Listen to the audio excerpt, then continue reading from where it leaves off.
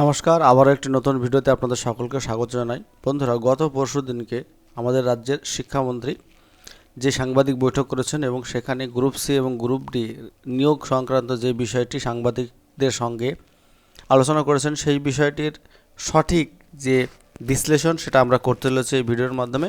তো সকলকে অনুরোধ করবো ভিডিওটি স্কিপ না করে সম্পূর্ণ দেখবার জন্য। এছাড়া আমরা আলোচনা করব যে গ্রুপ সি এবং গ্রুপ ডির নিট কত রেজাল্ট হলে তুমি সামনের যে স্টেপগুলি রয়েছে সেই স্টেপগুলির জন্য এলিজিবল হবে এবং ফাইনাল কাট অফ কেমন যেতে পারে। বন্ধুরা, তার আগে ভিডিওতে যাওয়ার আগে সকলকে অনুরোধ করব, যারা চ্যানেলে নতুন অবশ্যই চ্যানেলটি সাবস্ক্রাইব করে রাখবেন এবং যারা চ্যানেলে অলরেডি সাবস্ক্রাইব করে রেখেছেন তারা অবশ্যই ভিডিওটি শেয়ার করে বন্ধুবান্ধব আত্মীয় স্বজনের মধ্যে শেয়ার করবেন। চলুন তাহলে প্রথম যে বিষয়টি আলোচনা করব সেটা হচ্ছে রেজাল্ট সংক্রান্ত বিষয় নিয়ে শিক্ষামন্ত্রী কি আলোচনা করেছেন।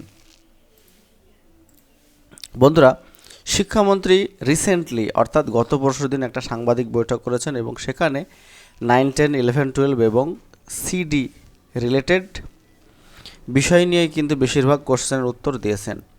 প্রথমে বলি 9, 10 এবং 11, 12-এর বলেছেন যে রেজাল্ট অলরেডি পাবলিশ হয়ে গেছে এবং নিয়োগটাও মোটামুটি 31শে আগস্টের মধ্যে সম্পূর্ণ হয়ে যাবে।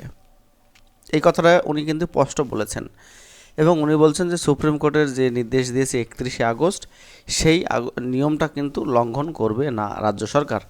কিন্তু গ্রুপ সি এবং গ্রুপ ডি নিয়োগ নিয়ে ওনাকে কোশ্চেন করা হলে উনি কিন্তু একটু আলতোভাবে অন্য একটা প্রসঙ্গ উনি তুলেছেন। সেই প্রসঙ্গটা হচ্ছে যে যেহেতু একটা হিউজ পরিমাণ স্টুডেন্ট পরীক্ষা দিয়েছে, প্রায় 16 লক্ষ, এবং সেখানে খাতা দেখার একটা বিষয় রয়েছে এবং খাতা আমরা মোটামুটি দেখে ফেলেছি, কমপ্লিট হয়ে গেছে, আমাদের রেজাল্ট রেডি।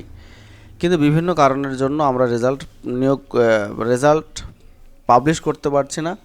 এছাড়া ঘুরিয়ে উনি আর একটা কথা বলেছেন যে রেজাল্ট হয়তো কিছু একটু দেরি হতে পারে, সেই জন্য আমরা রাজ্যের হাইকোর্টের কাছে সময় নিতে চাইব।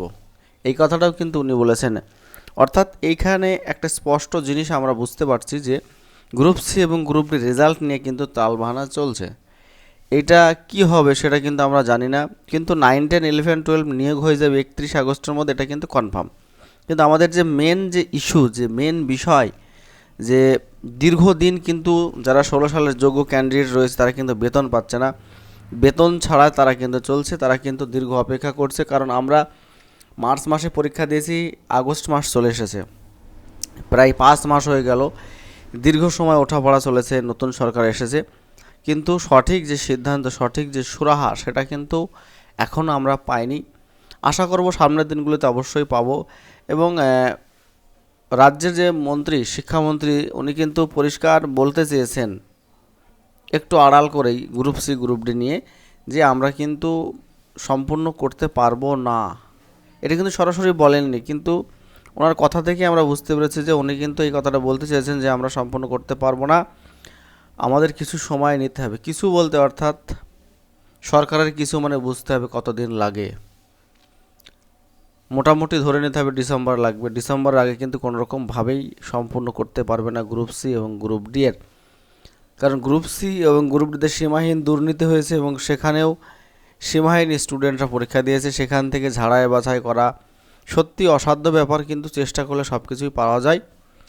সেজন্য রাজ্য সরকারের প্রথম যে টার্গেট রয়েছে 9, 10, 11, 12-এর নিয়োগ সম্পূর্ণ করা এবং মোটামুটি আগস্টের শেষে অথবা সেপ্টেম্বরের ফার্স্ট উইক নাগাদ রেজাল্ট প্রকাশ করা এবং রেজাল্ট প্রকাশ করার পরে বিভিন্ন যে ধাপগুলি রয়েছে সেই ধাপগুলি পরপর কমপ্লিট করা এবং এই ধাপগুলি কমপ্লিট করে ফাইনাল মেরিট লিস্ট আস্তে আস্তে কিন্তু ডিসেম্বর চলে আসবে। বোঝা গেল? সরকার কোনোভাবেই বলছে না যে এই প্যানেল বাতিল করবে কিংবা এই প্যানেল চলবে না, পরীক্ষা চলবে না, পরীক্ষা বাতিল হবে, এটা কিন্তু কোনোভাবেই কোনো রাজ্যের মন্ত্রী বলুন, কোনো নেতা বলুন, কোনো বিধায়ক, কেউ কিন্তু বলেনি যে স্কুল সার্ভিসের 9, 10, 11, 12 এবং গ্রুপ সি গ্রুপ ডির পরীক্ষা বাতিল হবে। ঠিক আছে, এই জন্য আমরা একটু আশ্বস্ত হয়েছি যে, এবং দীর্ঘদিন একটা আমাদের দাবি ছিল যে কোনো বার্তা আমরা কিন্তু পাইনি গ্রুপ সি গ্রুপ ডি এবং 9, 10, 11, 12-এর বিষয়ে। রিসেন্টলি গত পরশু দিনকে রাজ্যের শিক্ষামন্ত্রী উনি খুব সুন্দরভাবে কিন্তু বিষয়গুলো উপস্থাপন করেছেন এবং ওনাকে এই জন্য যথেষ্ট ধন্যবাদ জানাই। আরও ধন্যবাদ জানাই উনি যদি রেজাল্টের ব্যবস্থাটা খুব তাড়াতাড়ি করে দেন, কারণ আমরা প্রায় 5 মাস হলো অপেক্ষা করছি এবং অনেকে কিন্তু এর হাল ছেড়ে দিয়েছে। অনেকের কিন্তু একটা কি বলবো যে একটা মানসিকভাবে একটা বিকারগ্রস্ত হওয়ার উপক্রম, কারণ তারা হয়তো 1-1.5 মাস 2 মাস তারা টাইপিং এবং অন্যান্য যে বিষয়গুলি রয়েছে ইন্টারভিউয়ের জন্য প্রস্তুতি নিয়েছে, কিন্তু এখন পুরোপুরি হাল ছেড়ে দিয়েছে।